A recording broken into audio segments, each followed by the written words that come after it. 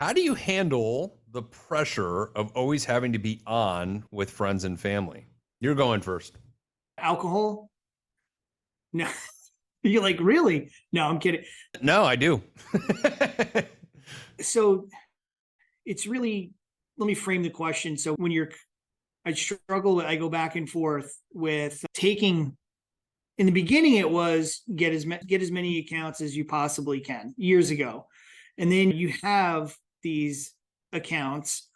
And then also with like friends, I wind up taking friends on because I don't want to see them get taken advantage of. I don't want to see them get screwed and I want to handle them. But then what happens is I feel like I never get a break.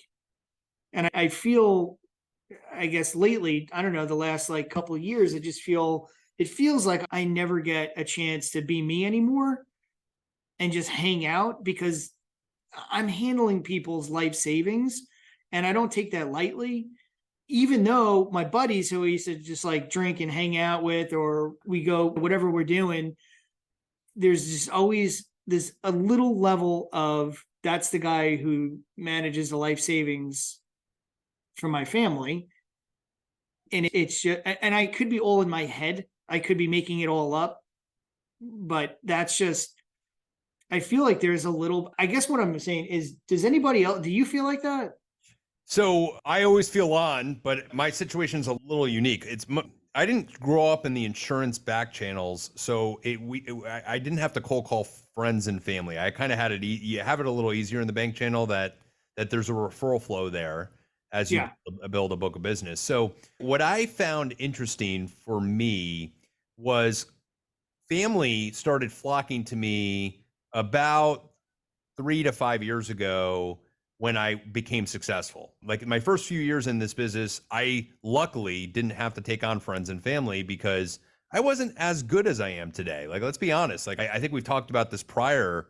I look in the mirror every day and I go, who was that advisor last year? He sucked. Like, I really do think, like, as an advisor, I keep growing and growing and getting better. So, the way I look at it, as far as family goes, I never solicit. Like, I do not solicit family. I do not solicit friends. I have a lot of family and I have a lot of friends, a lot more than most advisors. I know other advisors go, well, I don't take on my family and my friends. And I go, yeah, maybe they don't want to take you on too. But at the end of the day, I actually believe that because I know some people like that have said that. And I'm like, yeah, they can read into your shit. You're not a student of the game. You don't have that passion. But I think if you do, family and friends are going to flock to you.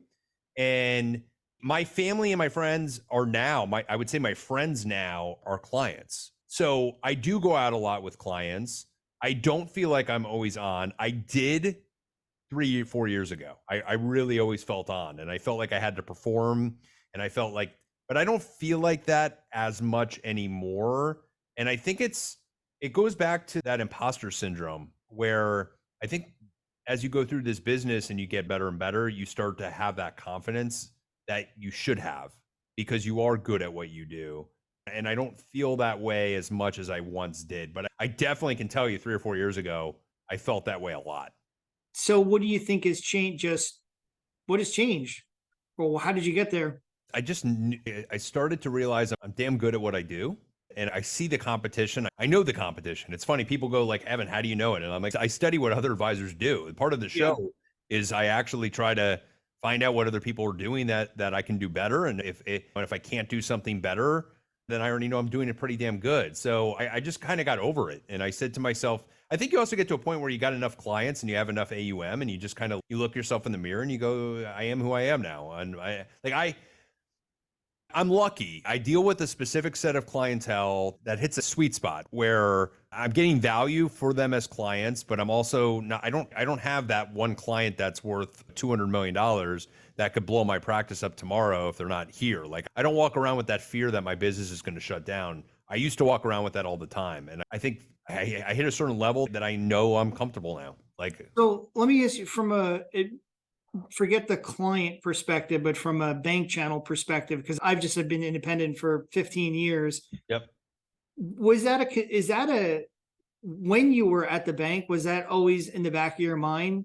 Like Hell the yeah. bank has total control over this thing and like the rug could get yanked at any time. Hell yeah. Hell yeah. I thought at any time if they really wanted to fire me, they could, and they could destroy my livelihood. And part of when I left was like, yeah, now I own my clients. Like I own the relationships. Nobody's going to call them if I leave my affiliate. Like I don't walk around with that same fear. In the bank, you do. At least I did. And I think other people don't. I think other people are just kind of comfortable in their own skin there. I never was. And that was part of the reason of going independent, to be honest. Yeah. Yeah. I just, the more I learn about the banking channel, and not just the math of it, but a lot of like those, like, yeah, it's great when you're starting out in your building, but then at some point, like, man, I'm a decade into this thing, and like it could get taken away from me at any time. You're And growing asset. If you're growing assets though, and you're doing things the right way, you're going to be okay. It's bottom line is if you're taking care of everything, you should be fine. But the other the other bad thing about being good at what you do is in the bank channel, you kind of have to take people on sometimes you may not take on now as an independent because the bank is mandating that can't like be hey, as there's goals. choosy. You Yeah. can't be as choosy as these. Yeah, you definitely can. You definitely can. And If a teller sent, or if somebody in the bank internally says, "Hey, here's one of our $3 million premier people, handle it," you can't be like, "Oh, we don't get we're not a good fit." no, all of a sudden you start doing that, and then that banker starts sending it to other advisors behind your back, and then you end up losing the branch because the branch thinks you don't care about them. There's aspects of that game there's politics. Like nobody thinks if financial advisors deal in politics. In the bank channel, you absolutely do. I had bankers that I give you an example. This happened. Bankers were getting paid on brokered CDs. Like part of their goal was they couldn't get paid on AUM by new FINRA rules or something along those lines. So it was based on assets under management. And so if they brought in a client that did $1 million brokered CD, that would be the same equivalent to them bringing $1 million in any other kind of revenue generating product line.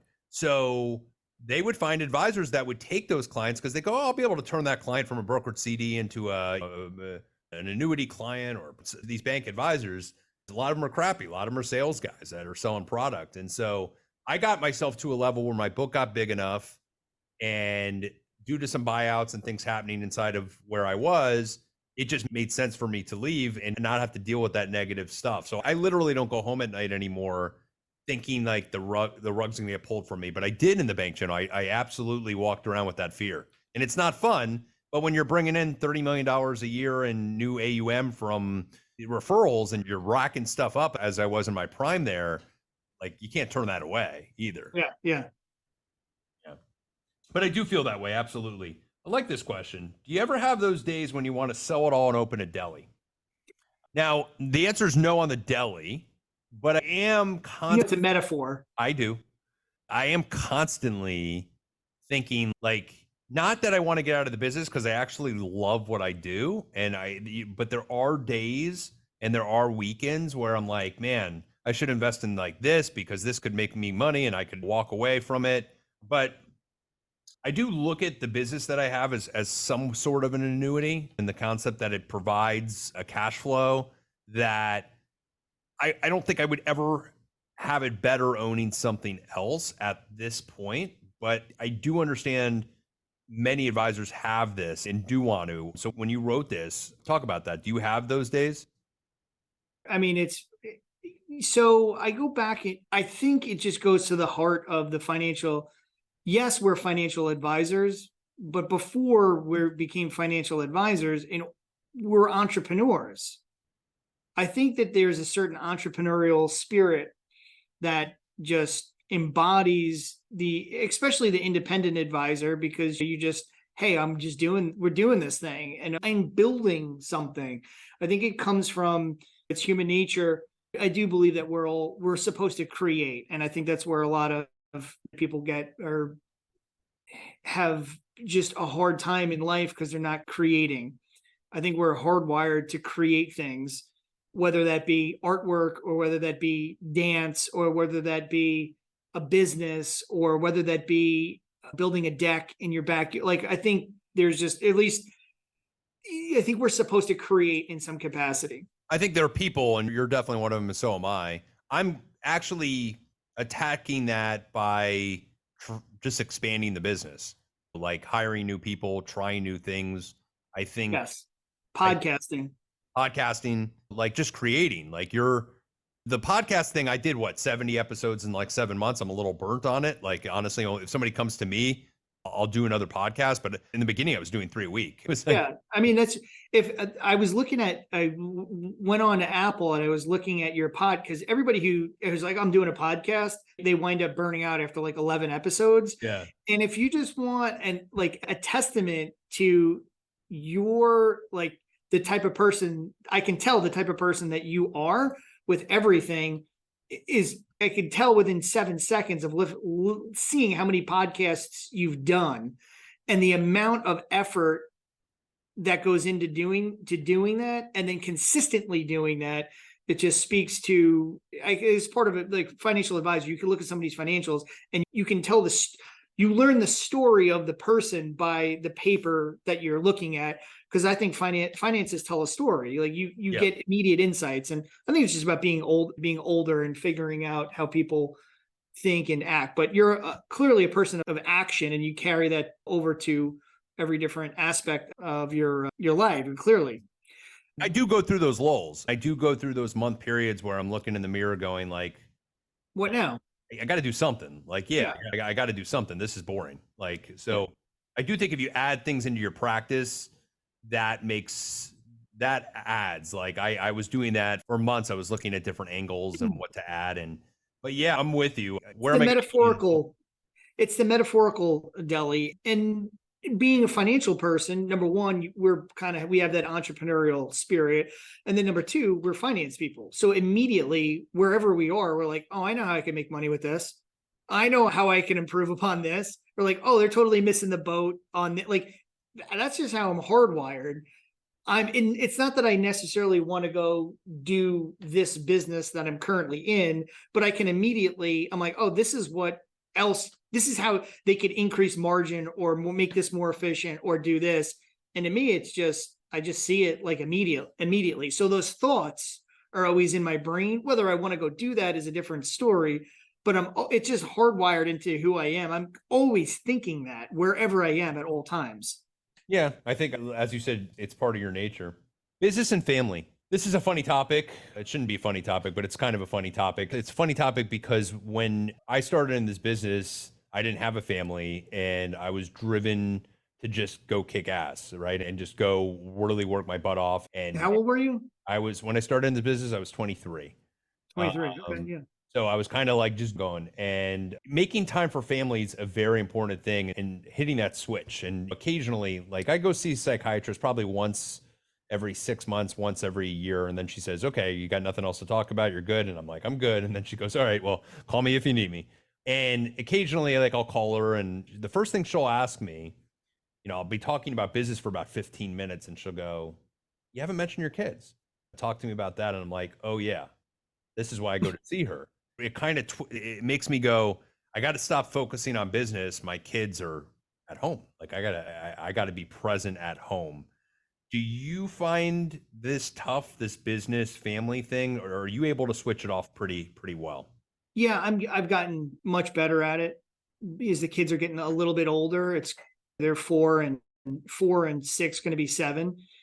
And I make it more of a conscious effort where when I go home, I put my phone away and I'm not screwing around. Of course I have my moments, but for the most part, it's when I'm home, when I'm there, I want to be present. I want to be all in when I'm there. I used to try and do too much. I used to kind of be bouncing back and forth and checking email. I want to be responsive and I want to do this. And I don't want anybody to get upset with me. And you're trying to please too many masters. And it's okay. I've learned that it's me. I'm the problem. I just need to shut it off. I've never had anybody get upset with me because I didn't respond to them in 3 hours. I just gotta shut it down. And then it's just scheduling, time blocking, and like, no, this is what I'm doing and planning. I like to plan out my weeks in advance. Like, hey, I'm going to do this with this daughter on this day. And we're going to do this with my wife, or this is going to be our thing. And I just map that out. And it also helps me mentally get into it. So I'm in the right frame of mind. So when I do show up, I am all in and I'm not distracted. Yeah, that's good. Because I had a couple moments where, I caught myself, you kids pulling at your pant leg and you're on your phone and you're doing the, just 1 minute, hold on. And you're like, I'm like, oh my God, I'm getting annoyed at like the most beautiful, like human being on the planet right now. I'm getting annoyed. She just wants my attention. And I'm telling Andy Panko why he's an idiot on LinkedIn for talking about fees. I'm like, what am I doing? What am I doing here? Just stop. Like, this is ridiculous. Yeah. That's normal though. It's and it's and I actually had this conversation with a client who was in today.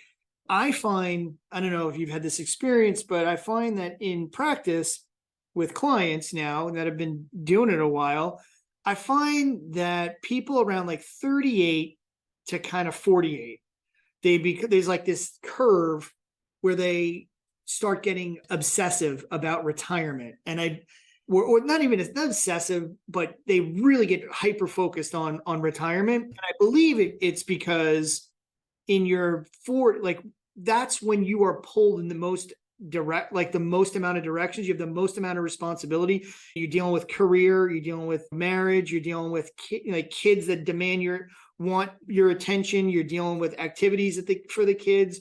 You're dealing with running your practice, running your business. Some people dealing with aging parents. Like it's the time in our lives where we're pulled in the most directions and we're spread the most thin. So immediately we're like, I can't do this forever. I can't keep doing this shit. I cannot keep at this job forever because that's where the bulk of your time is spent. So the human brain, we're like, how do I eliminate that? How do I work on this problem? And then I find that and then they lighten up, and then my clients that are in their 50s, it's not they want to retire, but it's not as, I don't know, they don't come in with that emotional, like I can tell when somebody's emotionally triggered, like I can't do it. I'm burnt out. I can't deal with this shit anymore. I can tell when they're there. And then more like in the 50s, everyone gets a little bit more chill. Kids are a little bit older, maybe high school, college, and things are winding down. They're not as stressed about expenses because they kind of either they've gotten to the point where like it is what it is and they've made peace with it, or they actually have the money put away and they've followed your advice. But either way, it just kind of things get a little bit more chill as they get older. I don't know. Have you kind of see that same arc?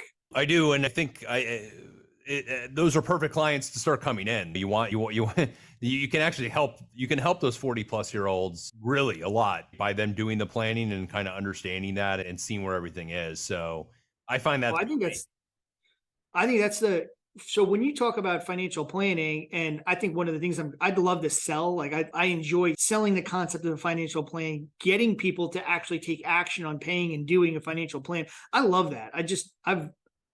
I really enjoy that. That's exciting to me. And it feels like, I know it's fun. Like Well, it's where you're going to actually be able to help the client, right? Because the other stuff is kind of cruise control to some extent. And that's your avatar, anybody in their 40s with a family, that's it. That's who needs financial planning the most, because in your 20s into your early 30s, pre-family, pre-kids, arguably it's pretty simple, but then life starts to get complicated in career and time. And like, that's who financial planners are really at the beginning. We can really help those people. And then it's the at retirement people who are trying to like distribute everything out. Those, yep, I think are the two like sweet spots. And that's what I built all of my planning deliverables and my financial. So we have, like, I split the practice into accumulators and decumulators.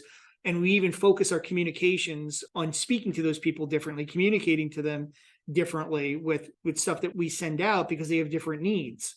Yeah, no, yeah, I call it the accumulation stage and payout stage of life. And it's the people in the mid 50s that tend to need the most help if they haven't already sat down with a financial planner. Those are the ones you got to get everything on speed control over the next 5 to 10 years to get everything set up for them. So, but hey, it's a great field we're in. It's a lot of fun.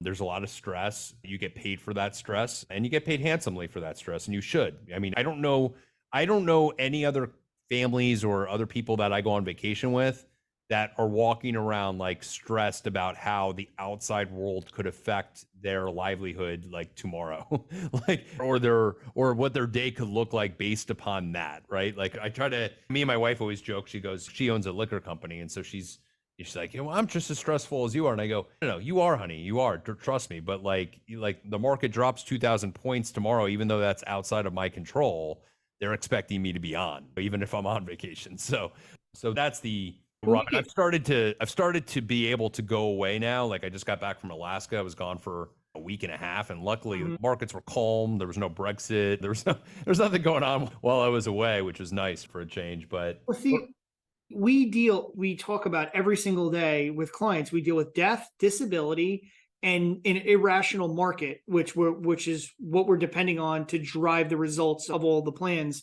that we do. We have to talk about some of the most uncomfortable things that people ignore for lifetimes or never even address. Yep. And it's our job. We bring those up. We deal with these uncomfortable issues every single day of our life. Yep. So to circle back on the compensation thing, no, I don't feel bad. I don't feel bad about it at all. I just think of if anytime that thought starts to creep in my head. I mean, just think about Jay-Z. Jay-Z's a billionaire, and he just rhymes some words together. And what value does he add to the middle? Like real value does he bring to the middle class? That is real tangible value. Like that's going to make somebody's life easier. Now, I love me some Jay-Z, don't get me wrong, but when you think it in that context, you're like, that guy's a billionaire because he just marketed some great music, which is awesome. Power to you. But no, I don't feel bad at all. Not for one iota. Well, not for what me and you are doing. I think there are other advisors out there that maybe should, you know. So yeah, you have two direction mutual, if you're just shoving everybody in insurance products, just abusing, and you're never gonna get rid of all of it. There's always just going to be people out there just using this as a sales job to make commissions. Yep. There's nothing you can do about it. Yep. You can't fight it. But the one benefit is that it allows you to stand out too. So there's a positive in a lot of crappy people in the field, which is when you run across those people, they see the true value in you and they appreciate you even more. So Anthony, it was great to have you on, man. Any last topic you want to throw out there? I could do a financial advisor joke for you. Go for it. We could always use a joke. We'll end on a joke. There's this financial advisor. His name is, let's call him Robert Moth. Robert Moth. And he is just feeling terrible about his life. He's just wondering, have I wasted my life as a financial advisor? Have I chosen the right profession? So he goes to go see a podiatrist. He goes into the podiatrist's office, and the podiatrist said, well, what's going on, Moth? What can I do for you? He said, well, I just chose this profession and I got into it, and I didn't really choose it. I just fell into it. And then I spent my life, and I haven't really made all that much money, but I've made enough to get by. And there's some things that I wanted to provide for my family I haven't been able to provide. And I kind of feel like a hypocrite because I advise people on money and I don't really have all that much money. And the podiatrist is like, well, you really should probably talk to a psychiatrist about that. And he said, well, it's not just that. And he's just going on, like Moth is just going on and on about like all the problems that he has as a financial advisor. And he feels like his life is wasted. And the podiatrist is like, listen, Moth, you got to understand, you got to talk to a psychiatrist about this. I'm a foot doctor. And he's like, yeah, I know. He said, well, why did you come in here? He said, because the light was on.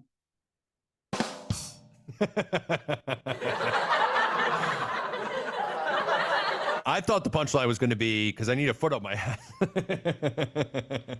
That was so that's a Norm Macdonald. Yeah. Norm Macdonald does that joke and it's just rambling and rambling. And then the punchline is because the light was on because he's a moth. So it's a terrible joke.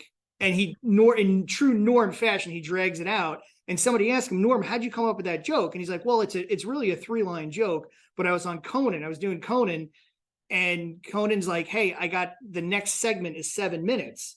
He's like, what do you got? He's like, I don't have anything. I don't have a set. And he's like, well, you got to come up with something. And he's like, all right, I got something. And he said he did that for 7 minutes until he got to the punchline on Conan, and the punchline was moth. That's only Norm. Only Norm Macdonald could do that. I love that guy. Yeah. Or we could just do his OJ jokes. When he, remember SNL when he came out, when the OJ verdict came out, when they found OJ not guilty. Yep. He's on SNL and he said, it's official. Murder is now legal in California. Good. All right, Anthony. Good to see you, my friend. Glad to have you on. For those of you out there, hopefully you enjoyed today. Today was more of just a dialogue and Jam session and fun, something fresh. So thanks again, Anthony, and we'll see you soon.